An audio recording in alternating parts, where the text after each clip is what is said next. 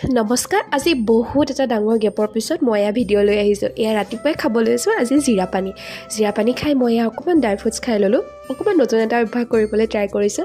আৰু এয়া আমাৰ ৰাতিপুৱা খানা। আৰু কৈছিলোঁ নহয় আমাৰ ঘৰত সকাম আছে। এয়া সকামৰ চাগে আগদিনাৰ দৃশ্য হ'ব। ভিডিঅ'বোৰ দিয়া মোৰ একদম দেৰি হৈ গৈছে জানেনে। এয়া দেখিছেই নহয় কি শেৱালি ফুল আৰু গোন্ধটো যে ইমান ধুনীয়া নহয়। যিহেতু এতিয়া শেৱালি ফুলৰ ছিজন, গতিকে বিভিন্ন ধৰণে শেৱালি ফুল খাব পৰা যায়। মই সেইকাৰণে আজি ভাবিলোঁ বেচন দিও কেইটামান বৰাই কৰি লওঁ। এয়া বেচনখিনি ঠিক ঠাক কৰি তাতে হালধি অকণমান জলকীয়া গুড়ি নিমখ দি শেৱালি ফুলখিনি ধুনীয়াকৈ ধুই তাত দি দিলোঁ। আৰু খায়ো চাইছোঁ দেই, মই আগতেই খাই লৈছোঁ। খাবলৈ অকণমান তিতা হয় কিন্তু হ'লেও টেষ্টি আছে দেই। আৰু এয়া লৈছিলোঁ মাটি দালি ঔটেঙা দি বনোৱা আৰু লগত শেৱালি ফুলৰ বৰা।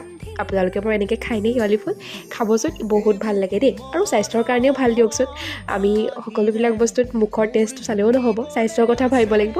লগত এয়া লৈছিলোঁ কুন্দুলি ভাজি। আজি দুপৰীয়া সাঁজটো এনেকৈয়ে হ'ল। আজিলৈ আহিছোঁ।